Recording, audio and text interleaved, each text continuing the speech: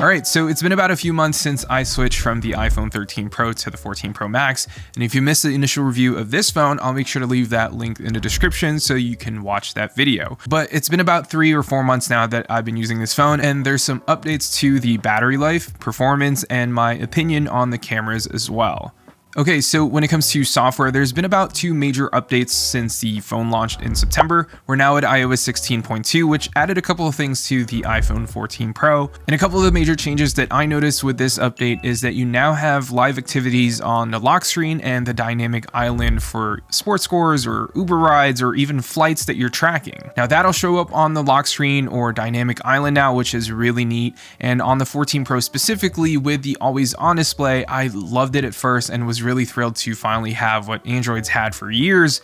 But what annoyed me weeks after using the always on display is that whenever I had the phone near a light source, or if I'm outside and I have the phone facing up, it would boost the phone's brightness to the max, making it look like that I accidentally left my phone screen on, which will then lead to battery drain, and the battery loss was pretty significant whenever this would happen. With iOS 16.2, you can finally disable the wallpaper or any other notifications that come in that'll display on that always on display, and you'll just have the clock and the widgets displayed and a black wallpaper.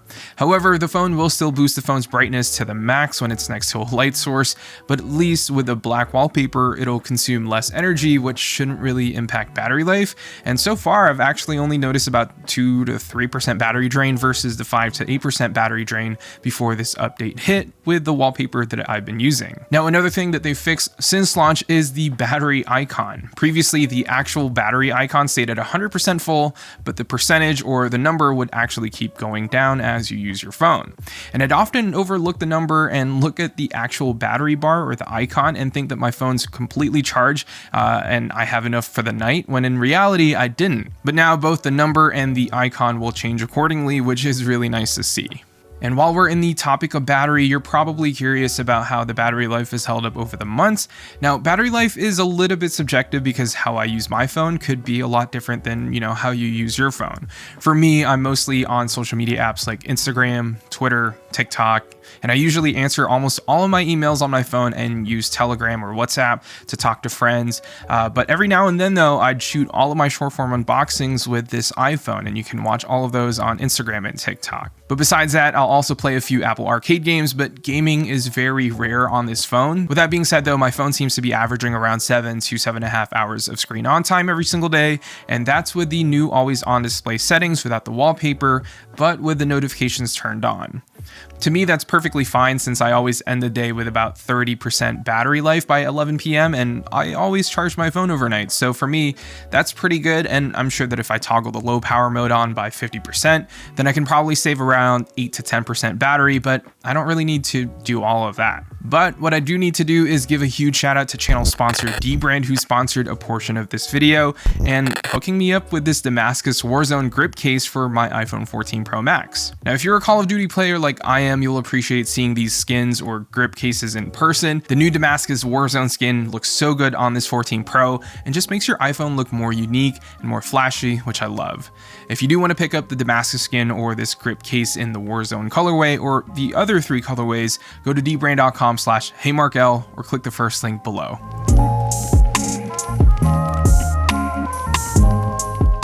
So before we get into the cameras, I just want to quickly talk about some of the little problems that I've been running into the last few weeks with this iPhone.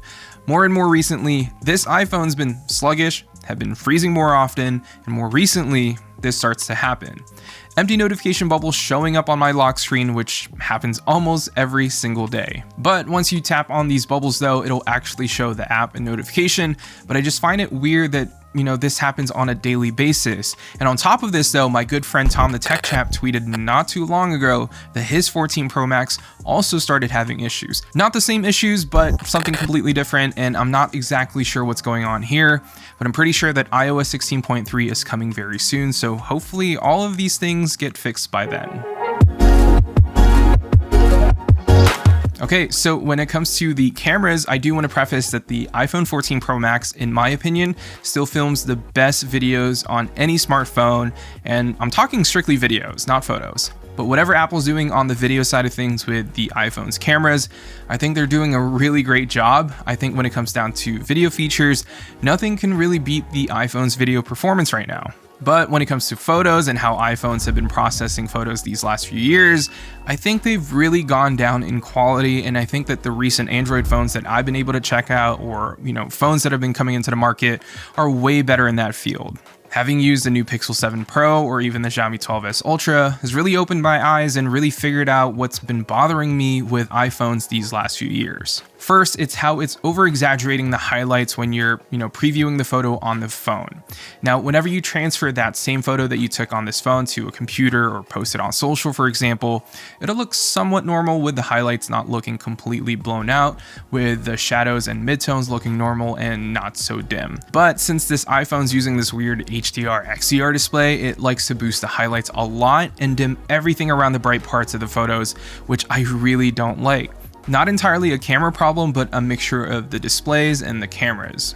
The second thing is much more noticeable in my opinion, and it's how much processing Apple is adding onto the photos now. So I tried snapping photos while screen recording the process, and if you take a look at these recordings, you can see how much sharpening the iPhone's adding onto the final image, which just makes the final photo look so processed and crushed with much noisier looking images.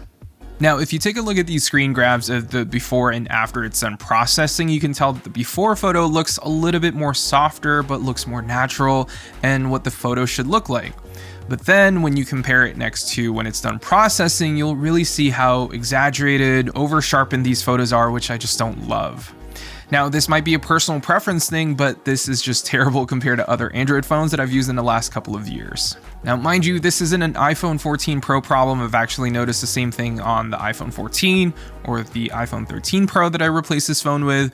Apple just needs to figure out how to catch up with Google or other Android OEMs and redo their whole photo processing, because how it is now just looks terrible in my opinion.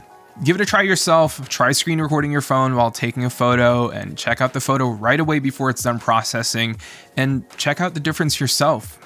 And yeah, that's pretty much it with the iPhone 14 Pro Max after several months of using this phone as my daily phone.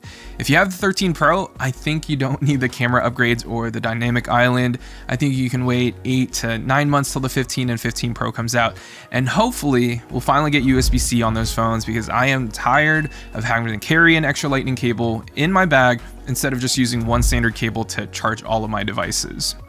Anyways, thank you all so much for watching, and yeah, I'll see you all in the next one.